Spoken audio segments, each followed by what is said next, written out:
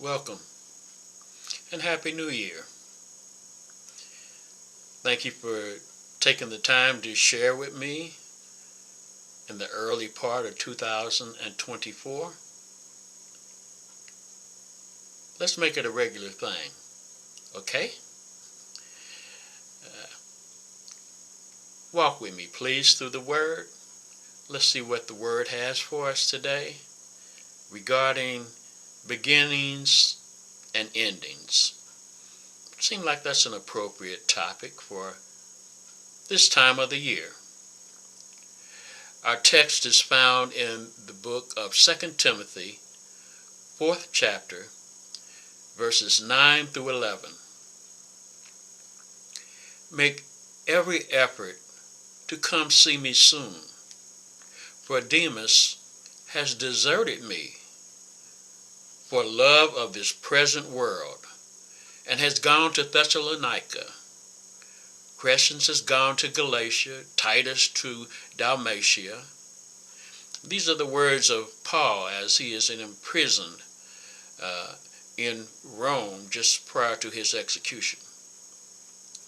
This week's title is Beginning and Ending. Now, Paul was a faithful servant. He deserved loyalty. But he'd experienced abandonment before with John Mark on his first missionary journey. Mark had abandoned Paul and Barnabas when they greatly needed his youthful help. You can fact check me with Acts 13:13, where in the last part Paul states, "But John Mark left them and returned to Jerusalem." John Mark deserted them, deserted Paul and deserted Barnabas when they really needed him. In Acts, the 15th chapter, the 38th verse, it's implied that Mark did so when Paul and Barnabas really needed him, possibly because the work became more difficult as they encountered unfamiliar territory on the mainland. Mark was from a wealthy family where they had servants, and he really wasn't accustomed to hardships.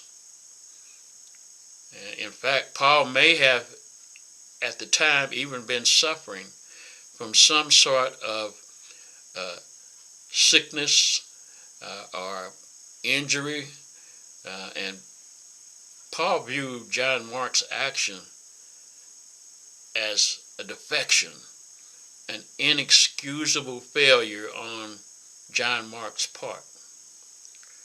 Paul was done with Mark. He was so offended by the desertion in his time of need. And he reiterated that attitude in Acts 15th chapter, verse 38, when Barnabas was suggesting that Paul and Barnabas and John Mark go out on another missionary journey. Paul's response was, "But Paul did not think it best to have along with them the one who had quit and deserted them and had not gone on with them to the work." Paul knew desertion, and he didn't like it. Our focus text reveals Paul being confronted with desertion once more. Demas in our text deserted Paul when his help and support was much needed. Paul was, pretty close to the time he was going to be executed. He was in need. He needed help. You can imagine how Paul felt. Paul had even spoken positively about Demas in Colossians 4 and 14 and Philemon 1 and 24. Demas started out as a great co-worker in the Lord. But in our focus text, you see Demas jumping ship, deserting Paul in his time of need. Even in our text, Paul lists faithful co-workers that he is pleased with, and then a blight appears. And he declares that Demas has deserted him. Demas left him in his hardship to go to the glamour and allure of the big city in Thessalonica, which was a large metropolitan area with a lot going on, and basically that represented the call of the worldly ways. And Demas chose worldly ways over ministry, deserted his faithful friend. What makes this even more noteworthy is our focus text is among the last words of Paul before his execution. Now, when we have committed to a task, when we have shown ourselves to be faithful co-workers, and then we turn away from our purpose, we turn away from our commitment to the mission, we turn away from other team members, fellow co-workers that are laborers for the Lord, and we abandon them, placing more workload on them, perhaps discouraging them, frustrating them, and even worse, providing a negative testimony for outsiders and the unsaved to witness. Demas started out strong, but he fizzled out in the end and deserted Paul, deserted his mission, deserted his purpose. He had a strong beginning, but his end was weak. Now, drawing a contrast between how Demas started strong and ended up weak. John Mark had the opposite experience. I just mentioned that on the first missionary journey that John Mark had deserted Paul and Barnabas. Paul didn't think a lot of that. But contrary to Demas, who starts out as a faithful co-worker, as acknowledged by Paul, but in the end is declared a deserter. You may know, but Demas is never mentioned again in the Bible after his turning back. He was no longer in the way.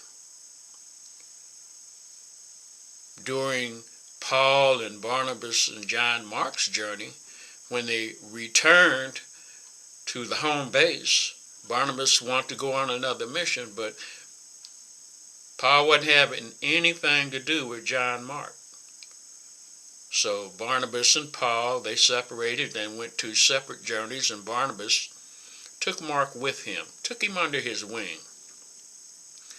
Basically, Barnabas said, I know you messed up, but I know that you have worth. And I'm going to hang in there with you. So he partnered with Mark and helped him get back on track.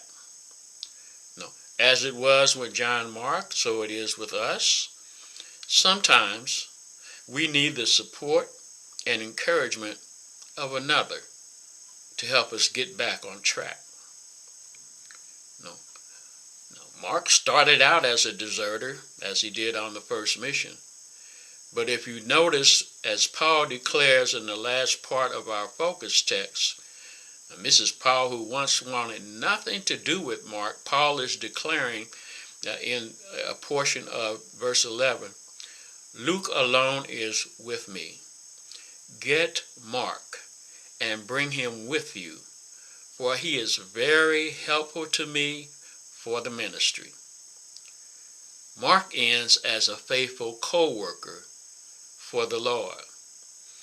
Started weak, ended strong. Demas started strong, ended weak.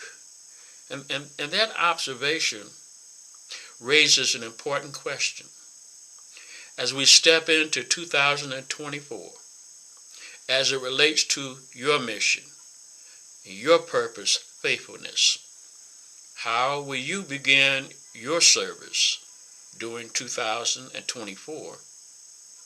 And how will you end your service in 2024? Will you do it like Demas, or will you do it like Mark? I choose Mark. I'd rather end up as a good and faithful servant, striving for a well done, my good and faithful service, as opposed to a deserter. But that's how I see it. Which one do you choose for 2024? How will you begin? How will you end? Amen.